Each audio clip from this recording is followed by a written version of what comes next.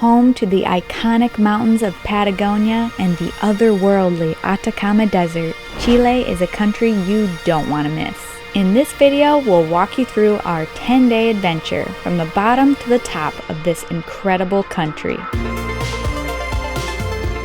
Our adventure begins in Chile's sprawling capital city of Santiago.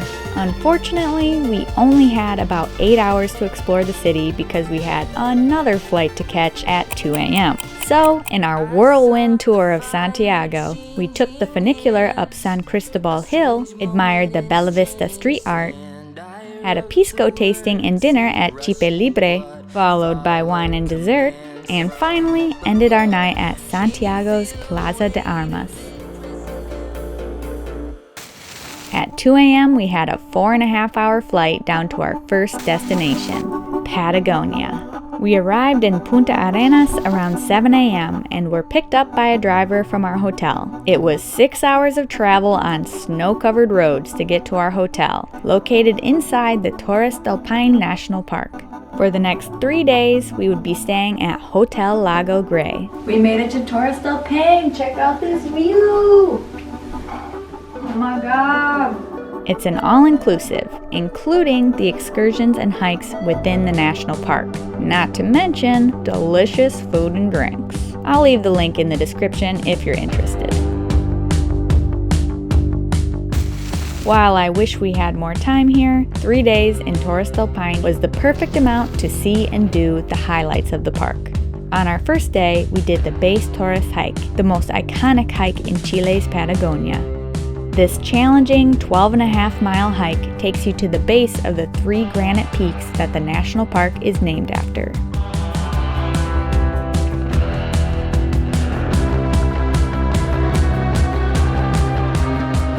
This hike was probably my favorite part of our time in Torres del Paine. A close second though, seeing pumas on our drive back to the hotel. He's gonna cross the road. Yeah, that was pretty awesome. Our second day was spent on the lake with an excursion to visit the Grey Glacier. I'm ready for the cold. It was pretty chilly, but so worth it to see this strikingly blue glacier up close and personal. If you're planning to visit Torres del Paine, you definitely don't want to miss this experience.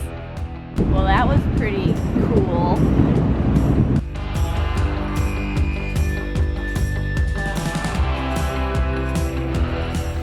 On our third and final day in Patagonia, we left before daybreak to hike to Condor Lookout. It was a moderate 1.5-mile trail, and we reached the viewpoint just in time for sunrise. To see all the stunning scenery and things we did in Patagonia, you can watch the full video after this one. I'll link it below. I wish we didn't have to leave, but I am excited for the next part of our trip. Hotel Lago Grey arranged a driver to take us the 6 hours back to Punta Arenas, where we spent the night. Today's travels began with a flight out of Punta Arenas at 10 a.m., arriving in Las Arenas at 4 p.m. I didn't take any videos of this part. I was napping. While we're waiting, give this video a thumbs up if you're mildly entertained, and consider subscribing for more adventures and bad jokes. From Las Arenas, we had a 2-hour bus ride to reach our next destination, Pisco, Elqui.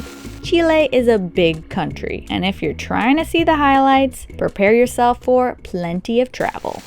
We had just one full day in Pisco, Elqui, and we were here for a specific reason. During the time of our trip to Chile, there would be a total solar eclipse happening right here in the Elqui Valley. But I would have wanted to visit this region anyway. Pisco, Elqui is a charming village and popular destination for its prime location in the Elqui Valley, which is famous for its vineyards and production of Pisco.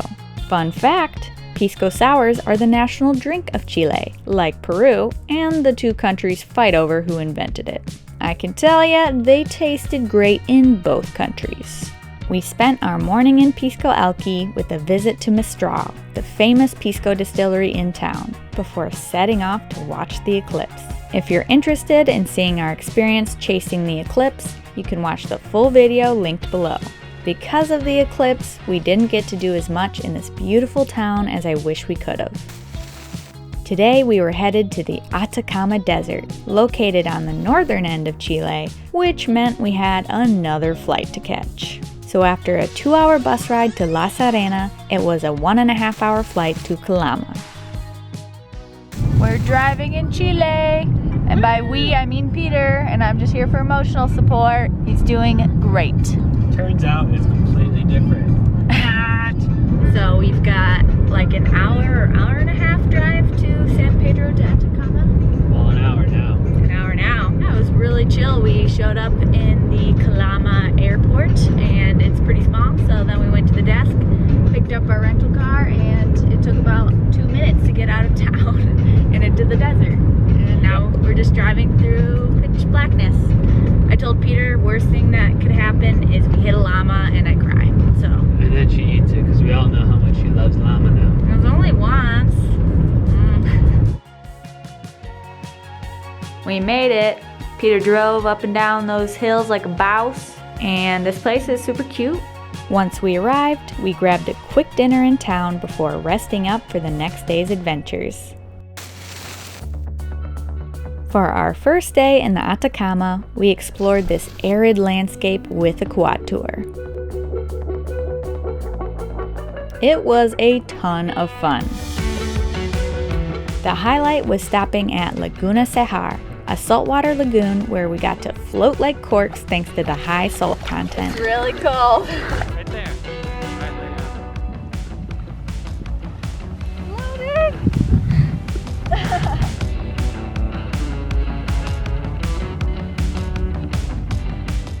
After a meal in town, we set off back into the desert to Laguna Chaxa, part of the Los Flamencos National Reserve, the best place to spot flamingos in the Atacama.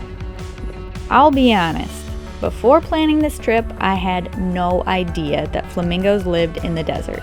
But there they were, in all of their pink glory, and visiting for sunset made it all the more magical. Our second day in the Atacama began before sunrise. We booked a tour to El Tatio Geyser Field, about 2 hours from San Pedro de Atacama. The El Tatio geysers in Chile, where we're at right now, while it's only the third largest in the world, Yellowstone being the biggest, it's actually the highest in the entire world, which is really cool because up here it's like 14,000 feet elevation or so. We haven't been to Yellowstone yet, but El Tatio was pretty awesome. On the drive back down the mountain, we stopped at the village of Machuca for lunch. Llama on a stick. For our last night in the Atacama, we were going to try sandboarding. It was our first time sandboarding, and Peter was pretty good. I was not. But it was an awesome experience that I would recommend. I'll link to all of the tours that we did on this trip in the description if you want to check them out.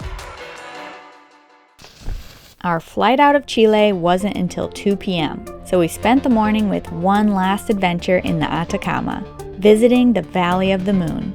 Driving into the park, it's immediately obvious why it's called the Valley of the Moon. This place seriously looks like another planet.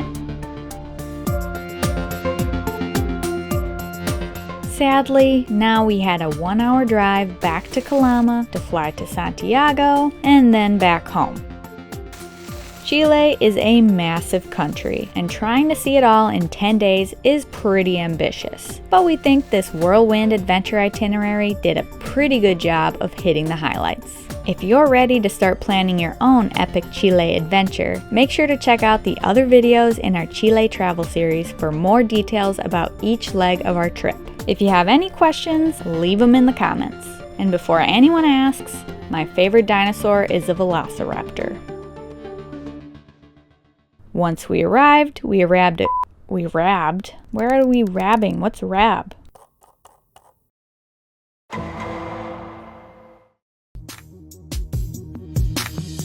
They see me rolling.